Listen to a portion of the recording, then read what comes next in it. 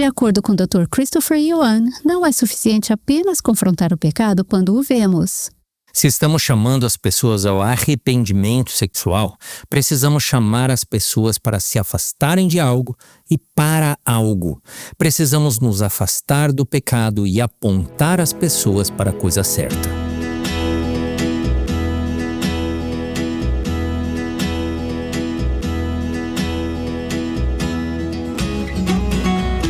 Este é o Aviva Nossos Corações, com Nancy DeMoss Wolgemuth, autora de Santificar-se Completamente para Deus, na voz de Renata Santos.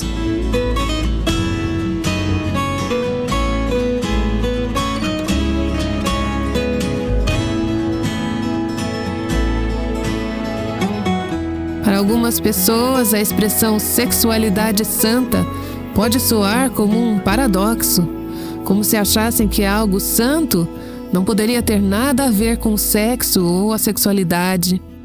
Mas, como disse o falecido Dr. Howard Hendricks, não deveríamos ter vergonha de discutir aquilo que Deus não teve vergonha de criar. Deus te fez homem ou mulher.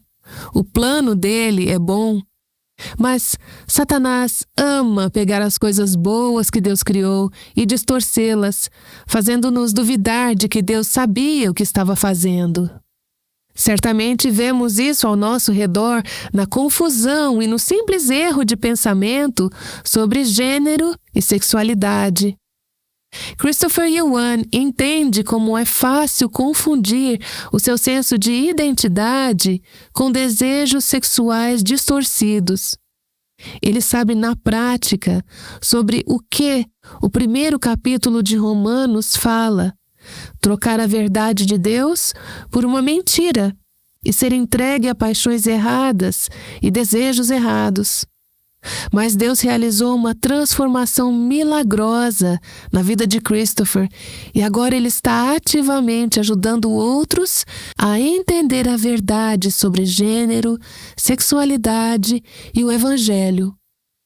Hoje vamos ouvir a terceira parte de uma conversa que Dana Gresh teve com o Dr. Christopher Yuan. O Dr. Christopher Yuan e seus pais desenvolveram o Projeto Sexualidade Santa. É um currículo para manter os pais no controle da educação sexual de seus filhos, que por enquanto está disponível somente em inglês. Ele está de volta conosco hoje para explicar como você pode discipular seus filhos nessa área. Bem-vindo de volta, Christopher. Muito obrigado por me receber novamente, Dana. Tivemos conversas tão boas e estou muito animada com o Projeto Sexualidade Santa. Tenho contado a todos sobre isso. Conte-nos o que é. É uma série de vídeos única. Existem outros recursos por aí que eu acho úteis, mas eles são principalmente voltados para mostrar em grupos de jovens. Mas o problema com isso é que deixa os pais de fora da história. Estão sendo tão bombardeados, nossos filhos estão sendo inundados, começando na pré-escola. Não é suficiente esperar até o grupo de jovens, até o ensino médio para falar sobre sexualidade bíblica. Não é suficiente ter outro programa uma vez por ano que aborde a sexualidade bíblica. Qual é a chave? Discipulado em casa. Qual é a chave? Para os pais terem conversas bíblicas e centradas no Evangelho em casa. Não tanto na sala de aula ou na reunião do grupo de jovens, mas na sala de estar, na sala de família, na sala de jantar, semanalmente, talvez até diariamente. Por quê? E eu sei que talvez você seja uma mãe ouvindo agora e pensando, gente, não sei se consigo ter essas conversas. Bem, ouça isso. Com que frequência nossos filhos estão recebendo a mensagem errada sobre sexualidade? Uma vez por ano? E quanto a 2 vezes por ano? Mensalmente? Semanalmente? Provavelmente diariamente. Se não, várias vezes por dia. Precisamos reconhecer esse fato e depois perguntar: o que eu estou fazendo para dar a eles a compreensão correta? Novamente, se começarmos na pré-escola, o mundo já está começando lá. Precisamos começar cedo. Tivemos essa conversa ontem sobre Deuteronômio 6, o maior mandamento. Esse é um versículo maravilhoso, o maior mandamento. Ame o Senhor, seu Deus, de todo o seu coração, de toda a sua alma e com toda a sua força. Mas qual é o contexto? Moisés escreveu a palavra de Deus, dizendo que precisamos ensinar a palavra diligentemente aos nossos filhos. Ensinar diligentemente. Estamos fazendo isso diligentemente? Estamos discipulando nossos filhos diligentemente? E especificamente, estamos ensinando nossos filhos sobre a sexualidade bíblica de forma diligente? Porque se não tivermos, eu sei quem está disposto e está fazendo diligentemente. E esse é o mundo. Os colegas deles, a mídia. Não apenas isso, diz, vocês, os seus filhos e os filhos dos seus filhos. O que isso significa? Não apenas os pais, mas, se preparem para isso, ouvintes, os avós. Avós. Por que isso, Dana? Em primeiro lugar, é todos a bordo, certo? Você pode ser essa mãe e pode estar pensando, ai, eu estou surtando, eu estou com muito medo. Precisamos dessa ajuda, precisamos de apoio, precisamos de torcedores, precisamos de avós multifacetados. Você pode lembrar que quando era adolescente, você ou seus colegas podem não ter escutado tanto seus pais. E talvez agora, vovô, você tenha mais ouvidos para os netos do que os pais deles. Então, precisam ser pais e avós, precisam ser todos a bordo. Bem, o que você está dizendo é muito contra a cultura, porque estamos testemunhando em nossa cultura o aumento de uma ideologia ou mentalidade que acredita que professores e agentes do Estado são melhores para ensinar seus filhos sobre essas questões do que você, que eles podem ajudar seus filhos a tomar melhores decisões sobre sua sexualidade e gênero do que você pode. Antigamente não era assim. Houve uma decisão da Suprema Corte em 1979 que foi, na verdade, o oposto disso, que a autoridade parental prevalecia sobre qualquer autoridade no país. E ainda assim, não estamos vendo isso agora. O que você está oferecendo é uma maneira para os pais assumirem essa posição de autoridade parental que nos é dada em Deuteronômio 6 e serem os responsáveis por educar os filhos sobre um assunto super importante que está próximo do Evangelho, a sexualidade santa. Quando ouço esse título, quero te perguntar, de onde veio esse termo? Por que você deu o nome Projeto Sexualidade Santa? Sim, e se eu puder até acrescentar ao que você acabou de dizer, estou tão feliz que finalmente está sendo revelado que o mundo, as escolas públicas e as diretorias das escolas públicas estão fazendo tudo o que podem para substituir os pais. Mas eis o problema. Por mais que os cristãos digam, nós rejeitamos isso, e na prática, quantas vezes os pais pensam, estou deixando meu filho no grupo de jovens e meu pastor de jovens vai fazer o meu trabalho. O pastor de jovens vai discipular meus filhos. O pastor de jovens vai falar sobre sexualidade com meus filhos. Agora, o pastor de jovens deve fazer isso? Com certeza. Esse não é o meu ponto. O meu ponto é que o pastor de jovens não substitui os pais. O pastor de jovens não deve ser o principal discipulador, não deve ser a pessoa principal falando sobre sexualidade bíblica. Quem é essa pessoa? Deuteronômio 6, os pais e os avós. Falando de sexualidade santa, de onde eu tirei isso? Sei que o termo pode parecer novo, mas na verdade os conceitos não são. Eu não deveria estar inventando nada novo.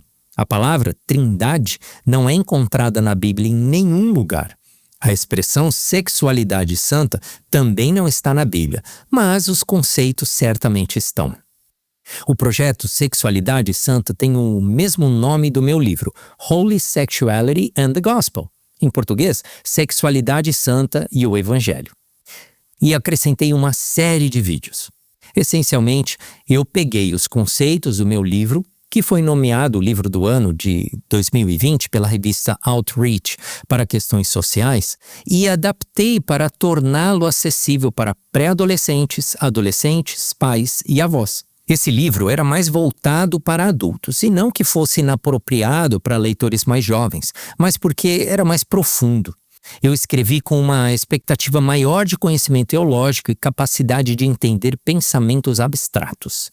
Eu quis pegar todos os conceitos do livro e acrescentei algumas coisas extras, como o transexualismo, e assim torná-lo muito acessível. Eu queria usar um meio que as crianças estão consumindo vorazmente. Eu gostaria que as crianças lessem mais, e isso talvez seja um tópico para outro dia, mas as crianças amam vídeos. Então, foi isso que eu fiz. O conceito surgiu do livro Sexualidade Santa, que nasceu da minha frustração com a estrutura na qual acho que os cristãos se encaixaram. Qual é essa estrutura? A estrutura da heterossexualidade, bissexualidade e homossexualidade. Pensei, ok, se a homossexualidade não é a vontade de Deus, o que não é, então a heterossexualidade deve ser a vontade de Deus. Mas fui para a palavra de Deus e vi a Bíblia condenando muitos pecados heterossexuais. Então pensei, a heterossexualidade não é precisa o suficiente. A verdade é que estamos vivendo em um mundo de infinitas tonalidades de cinza, não apenas 50. A ambiguidade é quase como que uma virtude. Quanto menos claro você for, melhor. Deus não é impreciso. Deus é muito preciso. Foi assim que surgiu esse conceito de sexualidade santa. Pensei, a heterossexualidade não está totalmente errada. Ela apenas não está totalmente certa, porque é tão ampla que inclui comportamentos pecaminosos. Então pensei, o que é muito, muito preciso? Deus é preciso. Ele é exato. E comecei a ler a palavra de Deus de Gênesis a Apocalipse. A Bíblia inteira só levanta 2 caminhos quando se trata de sexualidade. Somos chamados, quando estamos solteiros, a ser sexualmente abstinentes se casarmos. E estou usando a única definição bíblica de casamento, que é um homem e uma mulher. Sejamos fiéis ao nosso cônjuge do sexo oposto. Portanto, sexualidade santa é simplesmente castidade na solteirice ou fidelidade no casamento. 2 caminhos. E percebi que não havia um único termo para ambos, então criei um termo e chamei de sexualidade santa. O termo pode ser novo, mas os conceitos saem diretamente das páginas das Escrituras. Eu percebi que se chamarmos as pessoas a se arrependerem do pecado sexual, precisamos chamá-las a se afastarem de algo e voltarem para algo. Na verdade, arrependimento em hebraico significa virar, shuv. Precisamos virar as costas para algo e precisamos nos virar para algo. Precisamos dar as costas ao pecado e precisamos apontar as pessoas para a coisa certa. Não é diferente para diferentes tipos de pessoas. É o mesmo para toda a humanidade. Todos nós somos chamados à santidade, e a santidade aplicada à sexualidade é castidade na solteirice ou fidelidade no casamento. Muito bom! A produção dos vídeos está maravilhosa. A série tem animação, tem você ensinando, tem várias coisas acontecendo. Está super bem feita. Estou tão orgulhosa do trabalho que você fez e feliz pelos seus pais também. Na primeira lição, você diz algo que mencionou ontem. O objetivo final, quando se trata de sexualidade, é glorificar a Deus, negando-se a si mesmo, tomando a sua cruz e seguindo a Jesus. Eu acho isso demais, porque, em geral, o que escutamos quando se trata de sexualidade é abstinência ou castidade ou restrição. Você está levando isso para algo muito mais significativo. Elabore um pouco sobre isso e quero que você me diga especificamente como você falaria com um adolescente de 15 anos sobre isso. A importância da verdade de Deus é que, quando simplesmente dizemos o não, não podemos construir uma vida cristã apenas sobre o não de Deus. A verdade de Deus tem um sim nela. Precisamos ensinar não apenas o não de Deus, mas o sim de Deus. Então, quando vemos isso dessa maneira, castidade na solteirice e fidelidade no casamento, isso é o sim e o não de Deus. Além disso, qual é o objetivo final quando se trata de sexualidade? É glorificar a Deus negando-se a si mesmo, tomando a sua cruz e seguindo a Jesus. Temos ali então o sim e o não. Se simplesmente dissermos a eles, não faça isso, não faça aquilo, não faça isso, não faça aquilo... Diana, essas são coisas importantes para ensinar aos nossos filhos, certo? Não toque no fogão quente. Essas são boas coisas para se ensinar aos nossos filhos, mas também precisamos ensinar o sim, a beleza da sexualidade. E esse foi o meu objetivo. No passado, era uma imagem um pouco limitada, que não tinha toda a beleza da verdade completa de Deus quando se trata de sexualidade. Não se trata apenas de gerenciamento de comportamento ou de apenas suportar. Trata-se de entregar a Deus nosso tudo em tudo, porque Ele é nosso tudo. Amém. A gente sabe que a confusão de gênero está realmente tomando conta, consumindo nossas crianças hoje. No meu ministério True Girl, Menina Verdadeira em português, que é para meninas de 8 a 12 anos e suas mães, eu faço estudo bíblico online. Fiz um estudo não muito tempo atrás, chamado É Ótimo Ser uma Menina. Ao promovê-lo, prometi às mães: nós não vamos falar sobre o que é falso.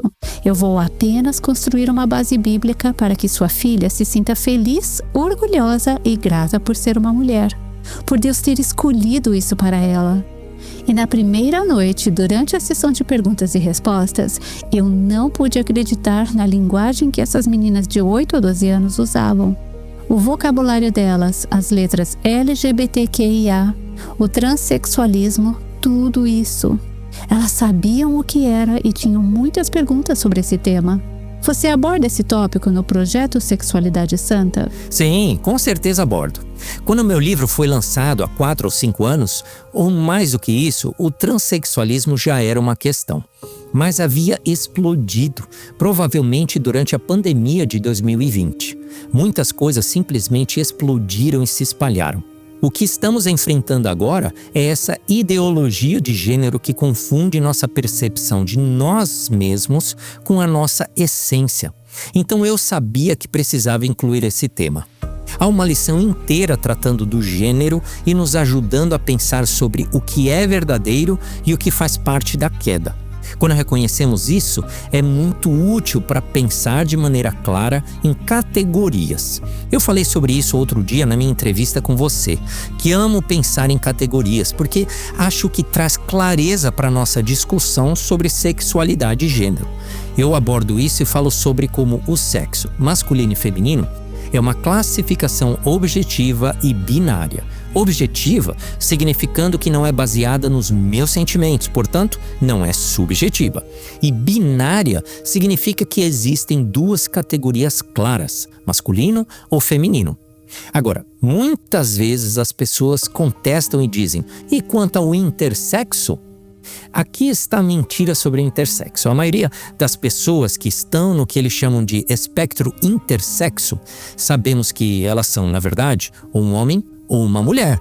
Agora, seus órgãos físicos ou biológicos podem ser ambíguos e pouco claros. Mas se você fizer um estudo mais aprofundado, seja um teste de DNA ou se elas tiverem um cromossomo extra, etc., os médicos sabem que essa pessoa é um homem ou uma mulher. É em casos muito, muito raros, porque o intersexo é uma condição muito rara. São ainda mais raros os casos em que não conseguimos identificar. Mas mesmo nessa situação, em todos os casos quando se trata de medicina e ciência, anomalias nunca anulam categorias. Não devemos jamais fazer isso, isso é importante. O intersexo é uma condição biológica, e o que estamos vendo predominantemente agora não é confusão de gênero biológica, mas confusão psicológica de gênero. Sim, é isso mesmo. O intersexo é uma realidade biológica e é uma realidade objetiva, onde o gênero é psicológico, como entendemos a nós mesmos, nossa autopercepção, e é subjetivo. O gênero foi redefinido e já não é mais equivalente ao sexo. Obviamente, não concordamos com esse novo conceito, mas ainda assim é a realidade dessa redefinição. É uma realidade da queda. Às vezes, acho que é útil nomear as coisas que são uma realidade da queda. A mesma coisa com as atrações do mesmo sexo. É uma realidade da queda, enraizada na nossa natureza pecaminosa. Nós não achamos que é bom, não é algo que devemos celebrar, mas as pessoas lutam com isso. Quando se trata do que o mundo chama de disforia de gênero, isso é uma realidade da queda. Não devemos aceitar ou celebrar essa condição. Não devemos fazer disso nossa identidade e ainda assim precisamos perceber que há adultos que lutam com essa realidade da natureza pecaminosa. Precisamos ter compaixão, caminhar ao lado deles, encorajá-los. Não coloque sua identidade nisso. Não haja com base nisso.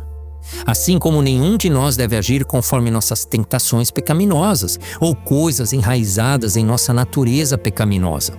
No entanto, também quero acrescentar o que vejo cada vez mais, especialmente, Dana, com todo o ministério que você tem com as meninas jovens.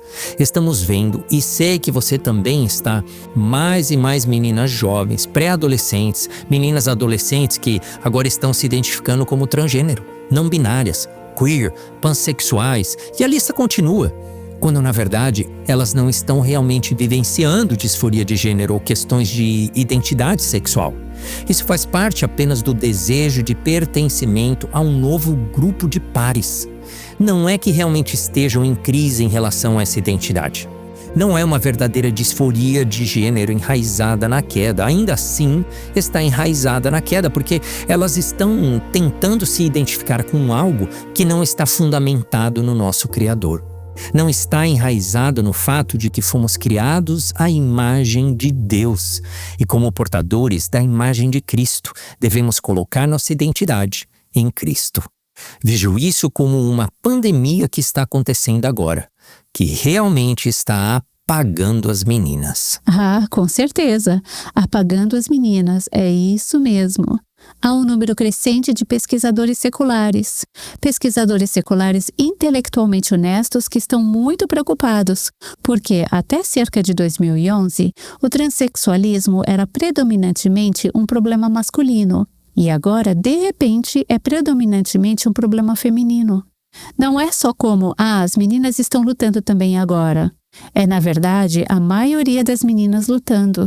É possível ver a mudança na cultura. E você pode ver esses aglomerados de contágio, como eles chamam, onde as meninas estão vivenciando tanta pressão que começam a se questionar. Mas elas não apresentaram alguns dos sintomas de disforia de gênero quando eram crianças, como teriam se fosse uma verdadeira disforia de gênero. Então, eu só quero afirmar isso. Tive que subir no meu pódio aqui, porque minhas meninas... É por isso que precisamos trazer a educação sexual de volta para a sala de estar, como você disse. Sim. E se eu pudesse até acrescentar, se você é esse pai ou essa mãe e tem... Se eu puder contar uma história rápida. Tinha uma mãe que estava tão angustiada, sua filha era uma criança, nem era uma adolescente, estava ainda na escola primária. A criança foi ao conselheiro da escola pública, o que eu não sugiro que façam. A criança confidenciou ao conselheiro secular da escola pública que achava que estava com depressão. A resposta do conselheiro foi: "Você é transgênero?" A filha disse: Não sou." Então eles passaram pela sessão. Na próxima sessão: "Você é transgênero?" Não sou transgênero." Eles continuaram assim até que finalmente a filha disse: "Sim, eu sou." Sabemos que há uma enorme pressão agora. E pais, se alguma vez ouvirem alguém dizendo algo assim, "Você prefere uma filha morta ou um filho vivo?" digam isso. As únicas pessoas que diriam algo assim são pessoas que são terroristas, querendo sequestrar crianças. São as únicas pessoas que diriam algo assim, é uma ameaça. Toda pesquisa, quando você realmente faz pesquisa, não dados anedóticos, porque as pessoas vão querer descartar dados anedóticos e dizer, as crianças vão se matar. Quando você realmente olha a pesquisa real, revisada por pares, longitudinal, objetiva, não anedótica, não subjetiva, significando, me diga o que você sente. Isso não é pesquisa, é apenas contar histórias. Quando você olha especificamente para pesquisas na Holanda, por exemplo, o país mais chamado de afirmativo para gays e transgêneros do mundo inteiro, você verá o fato de que, para as crianças e jovens LGBTQ, a ideação suicida deles é mais alta do que a de seus pares. É uma mentira que a taxa de suicídio será maior se não forem afirmados. Há tanta afirmação acontecendo na Holanda e ainda assim as taxas de suicídio são altas. A realidade é, o sangue está nas mãos de quem? Não nas nossas. Precisamos reconhecer que queremos lidar com a realidade não só do pecado, mas também com esse contágio de suicídio e ideação suicida. Mas se tivermos batendo na tecla errada, podemos estar piorando as coisas. Precisamos reconhecer que queremos realmente lidar com questões de saúde mental e não varrer isso para debaixo do tapete. Isso mesmo, amém. Bem, há tantas coisas em jogo, a saúde mental dos nossos filhos, a sexualidade dos nossos filhos, mas eu não acho que haja algo mais em jogo do que o Evangelho de Jesus. Quero ler Efésios 5, 31 e 32. Sempre volto a esses 2 versículos quando se trata do tópico da sexualidade. Eis porque o homem deixará o seu pai e sua mãe e se unirá à sua mulher, tornando-se 2, uma só carne. E isso está entre aspas, então está citando Gênesis 2:24. E então Paulo escreve: grande é este mistério, mas eu me refiro a Cristo e à igreja. Quando o mundo olha para nós e vê o casamento entre um homem e uma mulher e ele é santo e puro, de alguma forma a Bíblia diz que este mistério do amor é uma imagem do amor que Jesus tem pela igreja por nós. É tão importante que passemos isso para os nossos filhos. Dr. Yuan, sou muito grata pelo projeto Sexualidade Santa e pelo que você está fazendo para trazer a educação sexual de volta ao controle dos pais, a quem Deus deu autoridade, e para as salas de estar dos nossos lares cristãos. Que Deus o abençoe por isso. Sim, muito obrigado, Dana. O ponto culminante de toda essa série de vídeos está na lição 7. Eu falo sobre meu pai, que agora está com o Senhor. Ele era o meu maior incentivador e mais do que qualquer outra pessoa, ele queria que essa série de vídeos fosse lançada. Por quê? Porque meu pai amava as crianças. Ele tinha um chamado para trabalhar para essa geração mais jovem, que estamos vendo se afogar. Ele queria que essa série de vídeos fosse lançada há 3 anos. Tamanha era a sua urgência. Ele financiou toda essa série de vídeos. Os custos eram de 1,1 milhão, 1,2, 1,3 milhões de dólares. Felizmente, não precisamos pagar tudo isso, mas meu pai foi quem financiou tudo. Ele estava totalmente envolvido e depois meu pai foi para seu lar celestial estar com o Senhor. E por que eu acho que a lição 7 é tão importante nessa série de vídeos? Porque é nessa lição que falo sobre casamento. Falo sobre a importância do casamento, que é entre um homem e uma mulher. Mas como você mencionou em Efésios 5, Paulo fala sobre o ministério. É a palavra grega mysterion.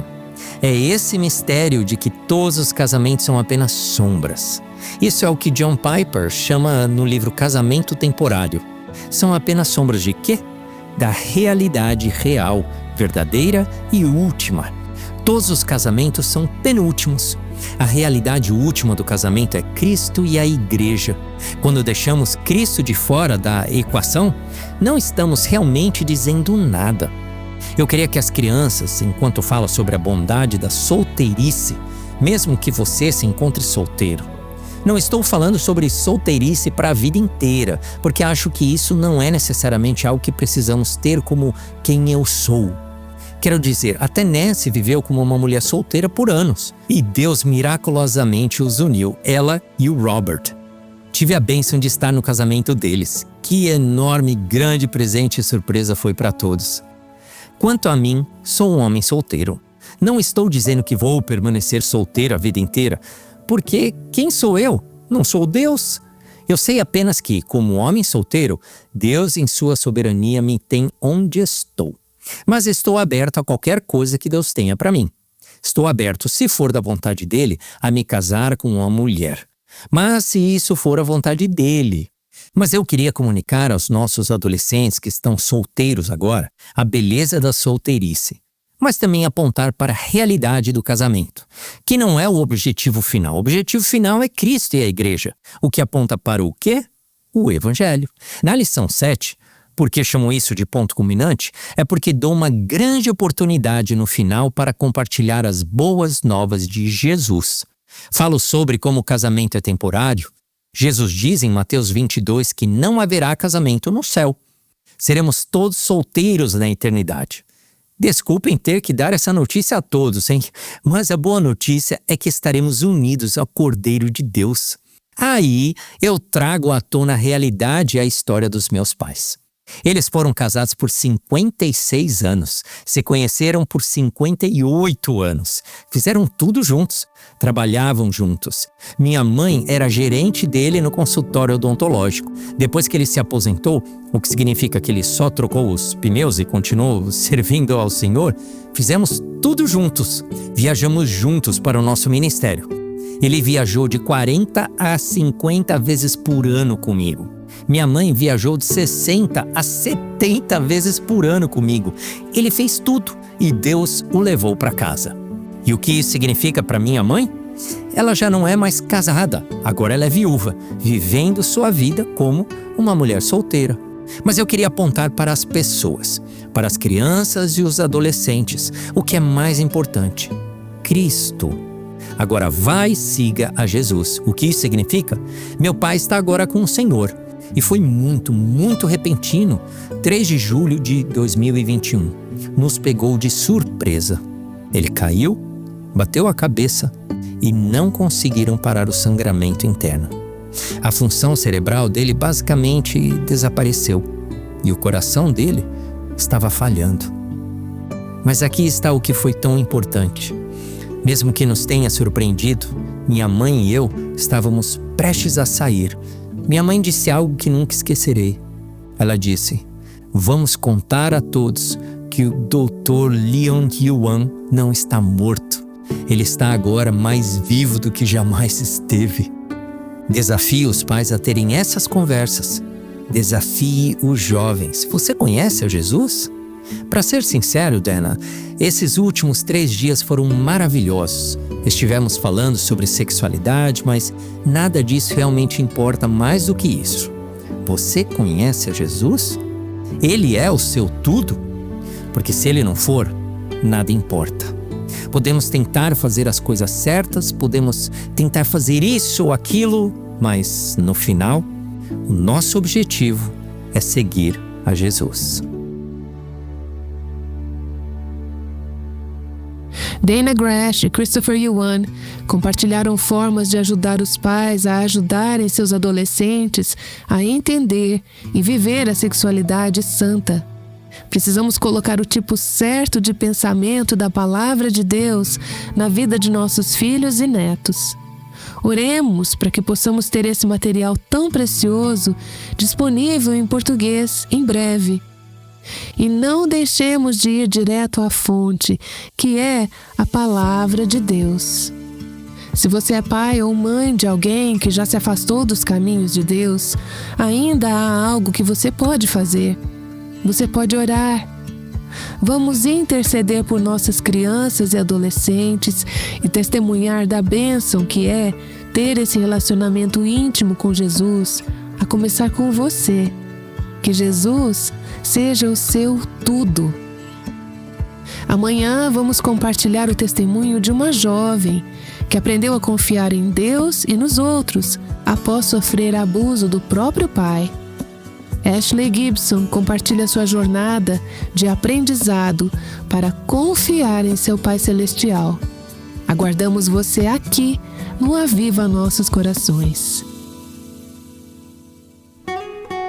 O Aviva Nossos Corações é o ministério em língua portuguesa do Revive Our Hearts com Nancy DeMoss Wogemuth, sustentado por seus ouvintes e dedicado a chamar as mulheres à liberdade, plenitude e abundância em Cristo.